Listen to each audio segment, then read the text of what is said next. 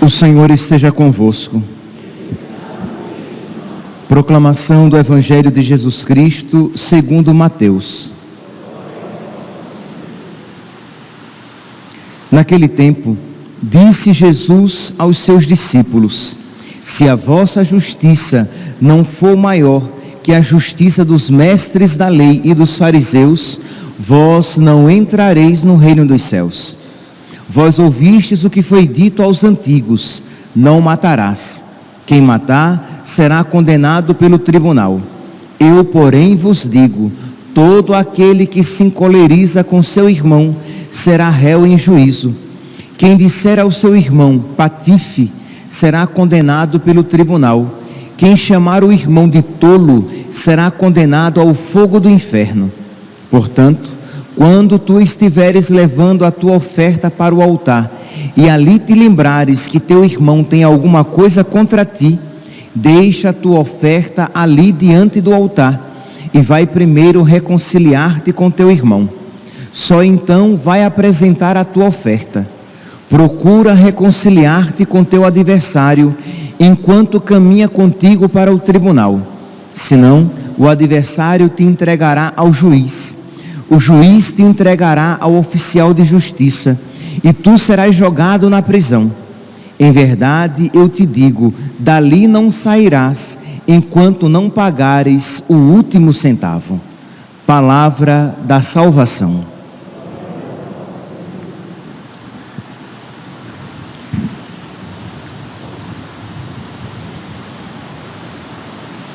Caríssimos irmãos e irmãs, a primeira leitura de hoje, retirada do livro do profeta Ezequiel, é de grande valor para a nossa vida espiritual.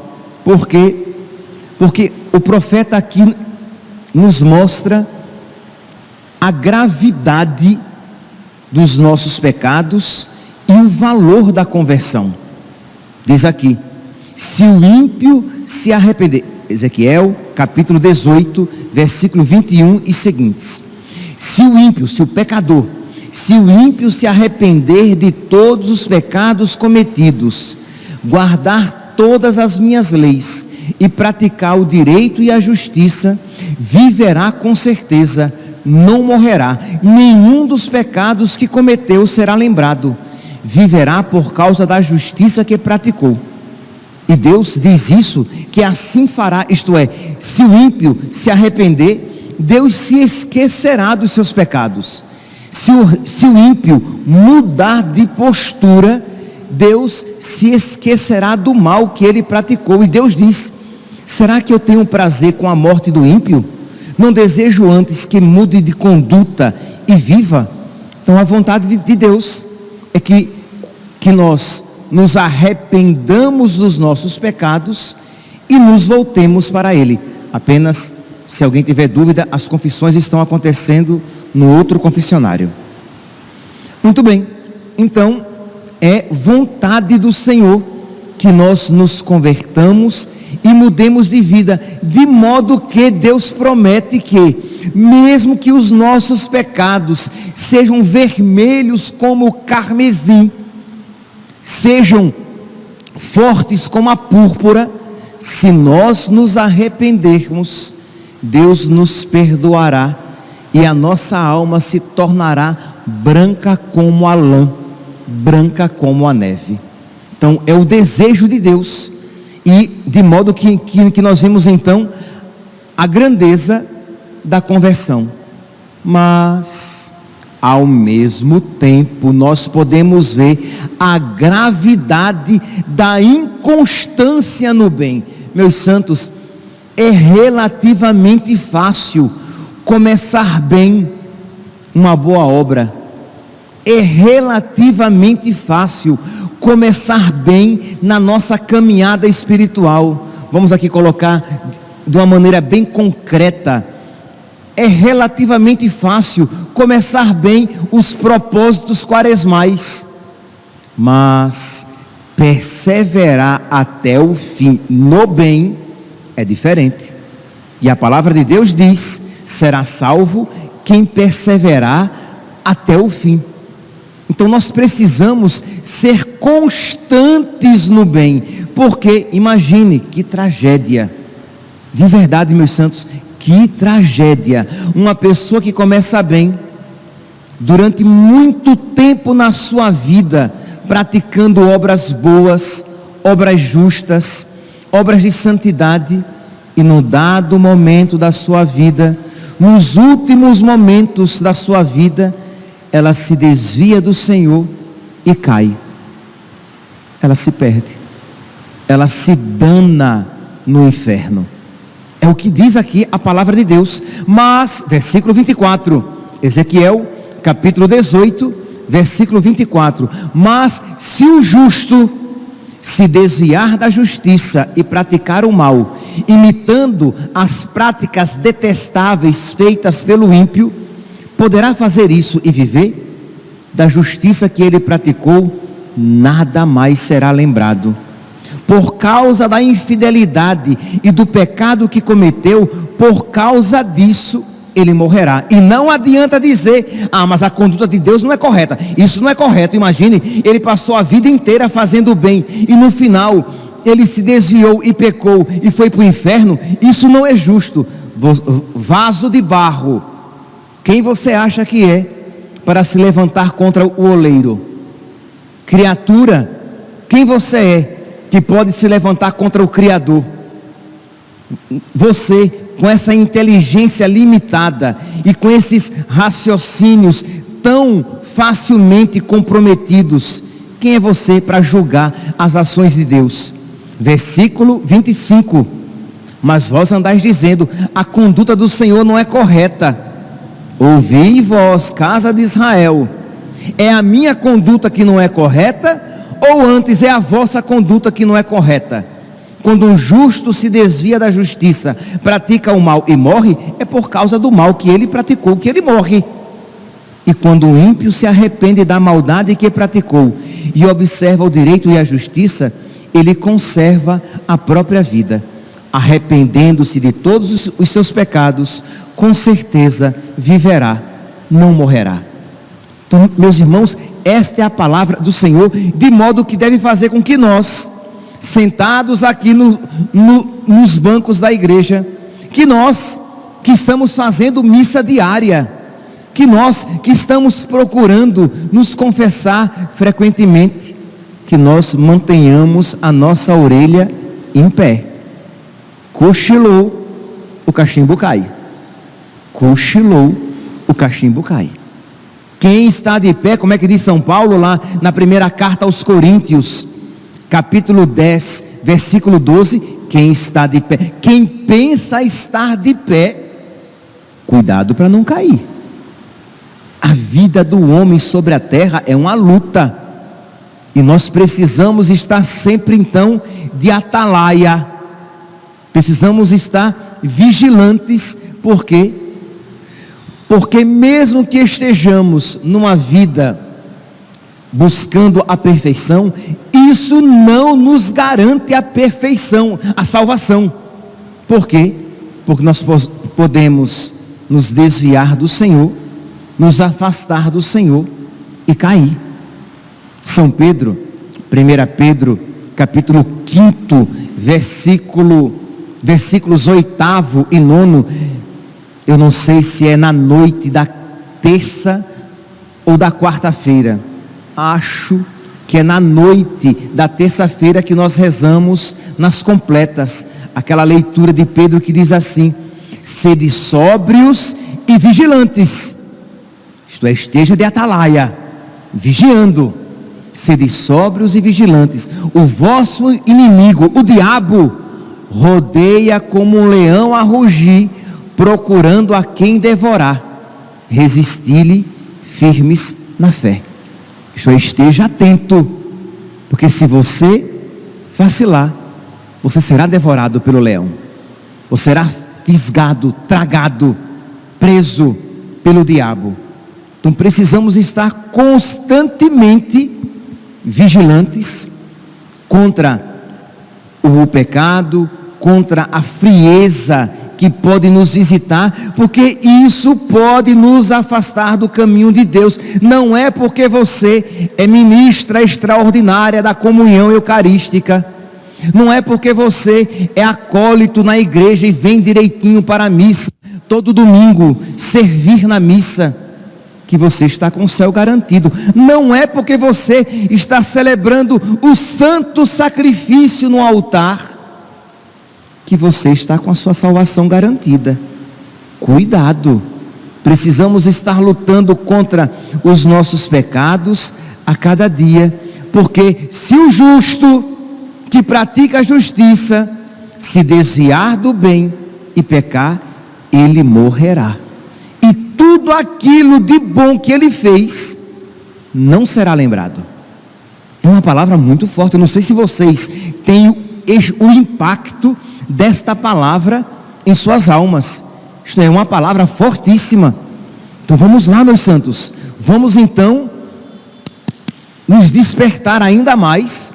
Não vamos deixar aquele soninho começar a querer nos visitar, porque ninguém cai no sono de uma hora para outra. A gente começa a permitir uma certa sonolência até que a gente cochile. Então quem já dirigiu com sono sabe que quando vem um sono ao volante, você deve, se você não puder parar, você deve quase que esbofetear o seu rosto, começar a cantar bem alto, para não dar possibilidade sequer de o sono visitar você. Isso já aconteceu comigo. Então, numa estrada, não tinha como parar, então literalmente, pá na minha cara, comecei a cantar louvores bem alto, para não me permitir, tive que fazer violência, porque só os violentos entram no reino dos céus. Tive que fazer violência para não dormir. Assim devemos fazer quando percebemos que uma certa preguiça espiritual começa a se aproximar da nossa alma. Porque, meus santos, como é que normalmente acontece, como é que habitualmente acontece a queda do justo? Com raríssimas exceções, a queda do justo acontece como? Ele vai caindo em pecados veniais, ele vai consentindo pequenos deslizes na sua vida espiritual, na sua vida moral. Ele não cai, com raríssimas exceções, ele não cai já do estado de santidade em pecado mortal. Ele começa a flertar com o pecado venial, com certas preguiças, consentindo com certas paixões aparentemente bobinhas, pecados que não são bobinhos. Todo pecado é um veneno mortal, mesmo que o pecado seja venial. Todo pecado é um veneno mortal, mas ele, nécio, bobo, ignorante, não se dá conta de que aqueles pecados por ele chamados bobinhos vão esfriando a caridade no coração dele, vão lhe tirando o fervor, vão diminuindo a sua generosidade.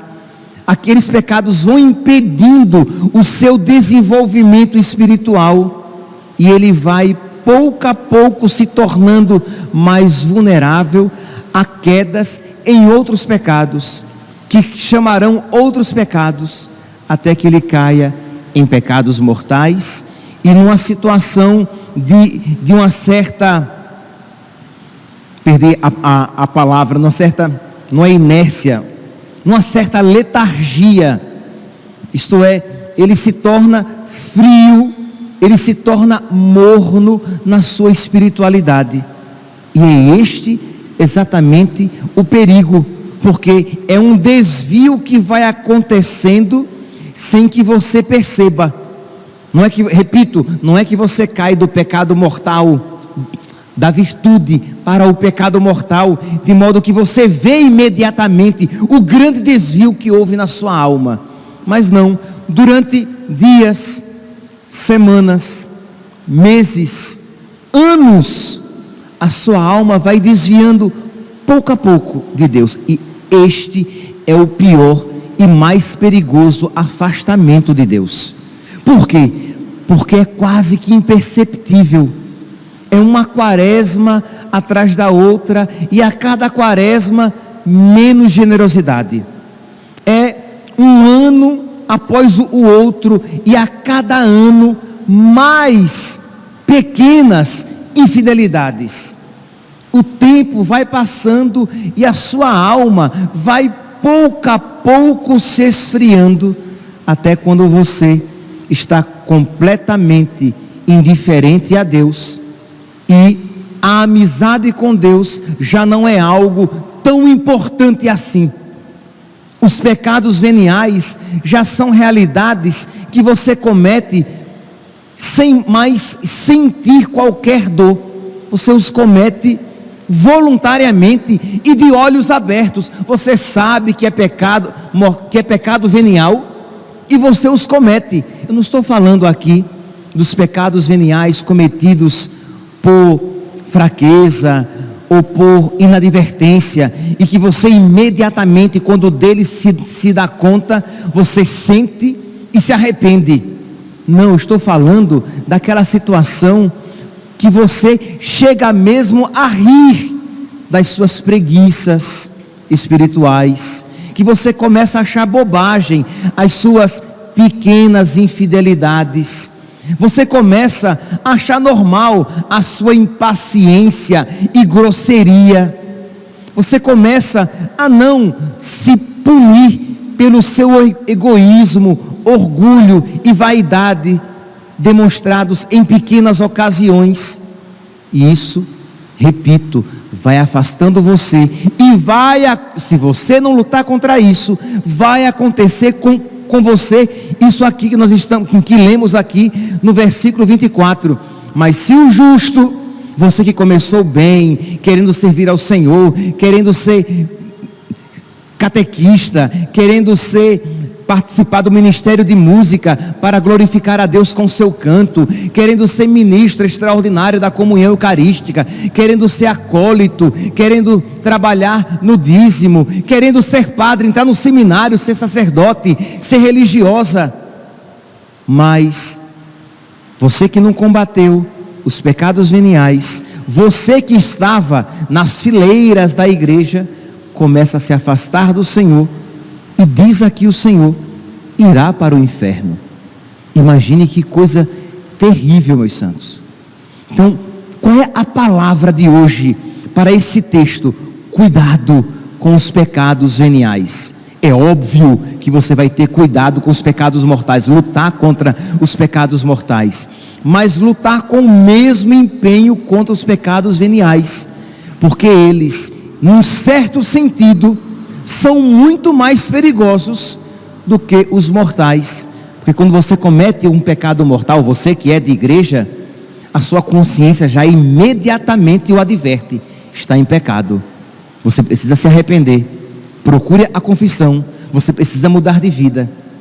Mas o pecado venial, pode ser que não, você o comete e vai se afundando cada vez mais naquela situação, de modo que você pode se perguntar: mas padre, será que eu estou nesta situação? Pois bem, Santa Teresa d'Ávila, ela nos dá uma orientação que acredito ser muito valiosa, para que nós comecemos a aplicá-la a nós, para ver se nós não estamos nesta situação de inércia, de letargia, de inatividade, de desinteresse para a glória de Deus, pelas coisas de Deus. Se você não está esfriando e se expondo a cometer um pecado mais grave, e como foi precedido por vários pecados que amoleceram e esfriaram a sua alma, tornarão você incapaz de retornar ao Senhor. Então Santa Teresa d'Ávila vai dizer: que nós precisamos estar de sobreaviso, atentos aos pecados veniais. Quando, palavras suas, quando não sentirdes desgosto por uma falta cometida, temei sempre, porque o pecado, mesmo venial, deve compungir-vos de dor até o íntimo da alma. O pecado, mesmo o venial, deve nos fazer sentir uma dor na nossa alma, deve nos fazer chorar, porque eu fui infiel a Deus. Ah, padre, mas eu não estou assim. Pois bem, meu santinho, a sua alma está doente. Então lembra, se você se sabe doente, você procura o remédio. Mas se você diz, ah não gente, eu sou da igreja, eu sou um homem de oração, eu cometo só alguns pecados veniais, então você se acha sadio, você se acha no caminho do bem e seguro no caminho do bem. Você não está levando a sério que quem está de pé com tantos pecados veniais, cuidado, porque você vai cair. Você não está levando em consideração que os seus pecados veniais estão permitindo que o diabo se torne cada vez mais próximo de você, e que o terreno da sua vida espiritual tem se tornado cada vez mais escorregadio, e você mais cedo ou mais tarde cairá numa falta maior e se tornará presa daquele leão que noite e dia fica rodeando você, esperando um pequeno deslize mais grave na sua alma. Então pedir a Deus, meu Deus, por misericórdia, concede-me um verdadeiro arrependimento dos meus pecados. Meu Deus, por misericórdia, concede-me um amor tão grande a Ti, que eu não queira Te entristecer em nada. E isso eu sei que eu já falei tantas vezes, mas nunca será demais repetir, isso é sobrenatural. Nós não nos daremos a nós mesmos esse arrependimento, nós não produziremos em nós mesmos essa compunção, este arrependimento, este amor, mas Deus quer nos conceder. Deus não quer que ninguém peque, Deus não quer que ninguém cometa nem pecado venial. Nós fomos criados para viver sem cometer, inclusive, pecados veniais. Nós não fomos criados para o pecado. Ora, se Deus não quer que eu cometa um pecado venial, Deus me dará a graça para que eu não o cometa. Mas pedi, e vos será dado. Buscai, e achareis. Batei, e vos será aberto. Mas nós precisamos pedir, meu Deus, eu não quero mais cometer pecados veniais, de impaciência, de preguiça, de desleixo com as coisas espirituais, de ira com a minha esposa, com o meu marido, com os meus filhos. Você pode até ser firme algumas vezes, movido por caridade, não movido pelo desequilíbrio das suas paixões. Eu quero, Senhor, ser generoso e me afastar dos pecados com toda generosidade. Eu quero, Senhor, andar na rua, e quando eu vir que alguém à minha frente vem, que será ocasião de pecado, uma mulher, um homem, eu nem irei olhar, Senhor, eu nem irei confundir se ela é mesmo bonita assim como eu estou achando, se ele é mesmo bonito assim como eu estou achando, e dizer depois, ah não, eu só admirei a beleza com pura pureza. O pleonasmo foi ótimo agora, e saiu sem querer, né? Com total pureza. Meu santo, não entre nessa, porque você que vai contemplar com pureza a beleza da irmã, você que é casado, você até mesmo que é solteiro e que sabe das suas fragilidades, você com muita facilidade pode entrar pelo caminho da luxúria, dos pensamentos desregrados. Então, eu não vou nem olhar, e no máximo, quando me encontrar com a mulher dizendo a respeito dos rapazes, e o rapaz a respeito das moças, eu irei olhar o seu rosto e nada mais, porque você sabe que você não é de confiança. Percebe? Porque você tem aquele zelo e diz: a minha amizade com Deus, ela é valiosa, e eu não quero perder a minha amizade com Deus de maneira nenhuma. Deus é a riqueza da minha vida, a minha amizade com Ele é o meu bem mais precioso, e eu não quero perder a minha amizade com Deus. Então, suplicar isso a Deus na sua oração todos os dias, com confiança, com perseverança e com humildade, mas pedir a Deus. E eu tenho uma forte impressão de que muitos aqui não pedem a Deus a graça de não cometer pecados veniais. Quem sabe, talvez, muitos, espero, estejam pedindo para que Deus os livre dos pecados mortais, mas não apenas. Os pecados veniais são perigosíssimos, porque eles vão nos predispor a cometer os pecados mortais, até mesmo sem advertência da nossa consciência, porque foi destruída pelas nossas complacências com os pecados veniais durante a nossa vida. Então continua Santa Teresa: porque o pecado mesmo venial deve compungir-nos de dor até o íntimo da alma. Por amor de Deus, vigiai atentamente, a fim de não cometerdes jamais um só pecado venial, por pequeno que seja. Que pode haver de pequeno, sendo uma ofensa a tão grande majestade? Que pecado pequeno é esse, que na verdade ofende a Deus, que é tão grande? Então, meus irmãos, vamos pedir a Deus esta graça, vamos levar a sério o conselho desta santa, desta mulher de Deus, que sabe o que está falando, que conhece a alma humana, que sabe que nós não somos de confiança, e que com facilidade de Deus nos afastamos.